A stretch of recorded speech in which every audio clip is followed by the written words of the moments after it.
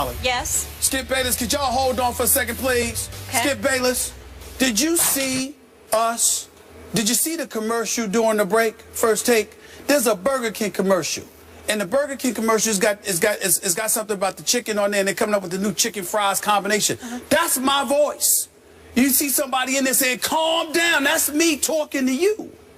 It is? It's me talking to you. I'm trying to tell you. I'm telling you the truth. I'm telling you the truth. You sure? It needs to be said. Y'all listen to the commercial. There's a voice in there. The chicken fries one, and you hear the voice saying, "Calm down." That's me telling you to calm down during the first take. I remember it as clear as yesterday. Is it taken right off our audio off the show? I think so. You didn't record it. I did not record it. You did I just not. wanted to point that out. You need to cash in on that. I just want to point that. You think? That's real money. That's me right here saying, "Calm down." Listen to it. One of these days, just listen to it. That's all I wanted to say. And you're playing college football now. Continue. There's a lot going on. I mean, Burger King need to tell me about that stuff. I like Burger King. Need to tell me about these things. Enjoy a good Whopper. How about that? All right. The word on the street is that there is a lot of tension that exists between Kirk Cousins and Rg3, and that the two don't talk to each other. According to Bleacher Report, quote, "They don't speak, they don't communicate, they can't be in the same room together." Griffin apparently took issue with the Bleacher Report story, tweeting this Monday morning. "When the hate don't work, they start telling lies. I guess celebrating that your team won with your teammates is isolating yourself. Hashtag hater." Stephen A., what's the deal? Well, the deal is that I hate subjects like this from the perspective of, unlike most folks in today's world in our industry, I don't like making a habit of talking about other people's report. I respect my colleagues in this profession, etc. But I must admit, when I saw it, I didn't think much of it because I saw RG3 go up to Kirk Cousins on the field and wish him luck prior to the game against St. Louis on Sunday. Then in the aftermath of it, and in the aftermath of this report, I had people close to RG3 telling me that's nonsense. There's no truth to that whatsoever. Of course, RG3 is a competitor. Of course, he wish he was starting. Of course, he wishes he were playing, and that's a natural emotion to have. But it's not like he's sitting out there wishing Kirk Cousins bad luck, hoping that the team loses, etc., etc. And they believe this to be just another shot at the personal integrity and character of RG3. I'm not about to go that far with the report. I don't know the reporter, and even if I did, I'm certainly not going to call him out like that. He's got a job to do, and if that's what he's hearing, that's what he's hearing, and we have to respect that. I would tell you that people in RG3's camp are categorically denying it, and there's nothing that I've seen, albeit I'm not at the game, it's the cameras, and I'm not in the locker room like this reporter is and all of that stuff. I would tell you it doesn't seem to be that way. At the end of the day, here is what I think is undeniable. And I always lean towards this reality, Skip, because what Joe Public needs to understand is that it is very, very rare in the history of our industry that somebody is just going to make something up and say it. They're usually being told that by somebody. Sure. Now, whether it's true or not is another matter.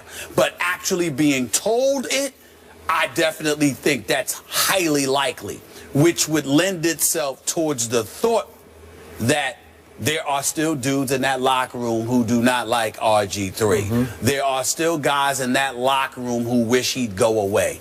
There are still guys in that locker room who are ecstatic that Kirk Cousins, or anybody for that matter, is the starting quarterback for the Washington Redskins other than RG3, which to me lends itself towards the argument that the Redskins should have just let him go and RG3 should move on, because it's clear that he does not appear to have much of a future in the nation's capital. Okay. I believe this report. I'm not surprised by this report, and it doesn't bother me one bit, because it's predictable that Robert would not exactly warm up to Kirk Cousins. Isn't that just par for that course? Yeah, but I'm not refuting that, because that's the competitor in you. Yeah. But to say they're not talking, they've got it out for one another, they're not even speaking, they can't be in the same room together, I think that's the extra stuff that is being categorically denied. I don't think anybody would deny your point that you've got any kind of pride or dignity about you, any competitive fervor in you. You're not going to be happy about the fact that you're being benched in favor of your backup. Just remember, 3 years ago, back to his rookie year, Robert Griffin III became as big a football star in D.C. as maybe they've ever had for a short span. I mean, was he not it in as football crazy an area as you'll find in this country, right? So he experienced the idolatry of that. And maybe it got to him a little bit. Maybe he didn't react that well to it as he began to brand himself that offseason through the rehab. We've talked about it. But given all that, it's pretty difficult then to buddy up to the guy who's going to usurp you, who has taken your job. That's hard. That's a tough one. I don't remember if you did it, but a lot of people criticized Brett Favre for cold shouldering Aaron Rodgers in his first 3 years as he tried to figure out how to be a pro football player, right, as they rebuilt his whole delivery and style, right? Well, I didn't. It's just Favre. He's a competitor. He doesn't want anybody to come in and snatch his job out from under him. Yeah, you have a good point there, but I think that you have to remember a couple of things. I think that your focus on what RG3 is experiencing emanates from the RG3 brand, how he was conducting himself once stardom hit him as a member of the Washington Redskins, etc. You know what I remember most? I remember his performance in his last year at Baylor. I remember after he played that terrific game when he said, I think I won the Heisman. Against Texas. And then I remember him coming on this show, being on that big screen, talking to you. That is correct. And validating the fact that that's how he felt. So long and I asked before, him, I said, are you sure you didn't alienate some voters by saying, I think I just won the Heisman? You and I weren't doing the show together religiously at that time. We were just on together on Wednesdays, and it was that day that he was on, if I recall correctly. And what I'm bringing that up to point out this, Skip. RG3 had an ego about him long before he arrived in Washington. Now, that doesn't mean that it was a negative, because you got to have that to play the quarterback position. And he backed it up. And he backed it up. The flip side is that you were backing it up. And here's the dangerous part that needs to be said about somebody in his position. You can't be a successful quarterback in the NFL by yourself. On the NBA level, you can't win without your teammates, but you can be an individual success without your teammates. Perfect example would be Carmelo Anthony. Carmelo Anthony, the Knicks stink. We all know that. But Carmelo Anthony is a star. He's one of the top 5 greatest offensive players of the modern day generation. So even though the Knicks stink up the joint on a religious basis, it's undeniable that Carmelo Anthony is a big-time talent worthy of the star-studded status he enjoys. You can't pull that off on the NFL at the quarterback spot. You can't be RG3 and accomplish all the things you accomplished as a rookie had it not been for that offensive line, had it not been for Mike and Kyle Shanahan and the way they employed their system to facilitate you, had it not been for the receivers playing alongside you along with the running backs that you had. So when you were about brand RG3 at that particular moment in time, although I believe he's a good person and I believe that he's taken far too many hits that he deserves on a personal level, I agree with you. It cannot be denied that he brought a lot of it on himself because he forgot that he didn't get here by himself. He got here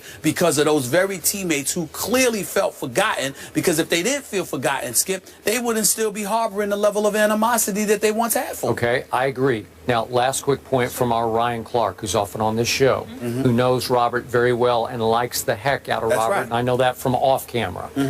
He's made the point that, remember that Robert in high school was a track star first, a track star more than a football star. He was big time. He was world class. And it makes you a solo act in track. Obviously, it's not a team sport, so his mentality is a little bit... It's self-centered, not in a bad way, but it's you internalize because it's just you against the world. And some of that is showing itself here, where he's not one of the fellas as much as maybe some quarterbacks are. Well, the reason why I would not use that as an excuse is because he played enough football prior to arriving in the NFL for that not to be an excuse. You've been involved in enough team activity to know better, number one. I'm just telling you his nature. I agree. I feel you. And the other part about Ryan Clark, let me point this out and close the segment with this. I wouldn't put much credence in Ryan Clark's relationship with a player. And let me tell you why.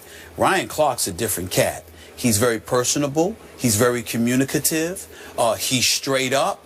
So it's pretty difficult for somebody to be aloof or dismissive of him, because he ain't having it. You see what I'm saying? And he will confront you, whereas other guys would tend to just dislike you from afar, keep their distance from you, not really make an effort to ingratiate themselves with you or to be personable with you. So they'll just designate you as not that great of a guy, and they could care less about you. But Ryan Clark, he's the kind of person that he'll be around you enough where he's personable, he can have that kind of impact. Or if he don't like you, it would be in your best interest to change that, because it'll be in your detriment to have Ryan Clark as an enemy if you're on the same team. You see what I'm saying? Ryan Clark is his own man. Right. And if he gets bad vibes from you and decides you're not the right kind of guy, you're out. That's right. And Rg3 he's not a dummy now. He might sit there and look at a Ryan Clark and be like, I don't need to get on his bad side. You see my point? That's how that works. You know what I know about the Redskins? They're 1-1. Right. You know what the Giants and Eagles are? 0-2. I will say this. Redskins Matt defense. Jones. Jay Gruden deserves some credit. Their defense is looking good right now. They really are. Okay, really. Just me. I'm going to put this in some quick perspective. I think they took advantage of a much overrated Dolphins team in the opener. It came down to a punt return by the Dolphins, 17-10 Dolphins. Close game. And then they caught the St. Louis Rams after an emotional home opening victory over arch rival Seattle, and they did not take the Redskins seriously enough in week 2, with Pittsburgh coming back to St. Louis in week 3. It was a trap game, and they got trapped by the Redskins. So I'm not sure about the Redskins yet. Yeah, but that St. Louis defense is something that we were raving about. I can't ignore that. Division's up for grabs. Guys, how about Alabama? For the first time since 1988, they lost at home to Ole Miss. What does this tell you about Nick Saban? We will dive into that subject. Here's your guy, Stephen A. Yes, he is.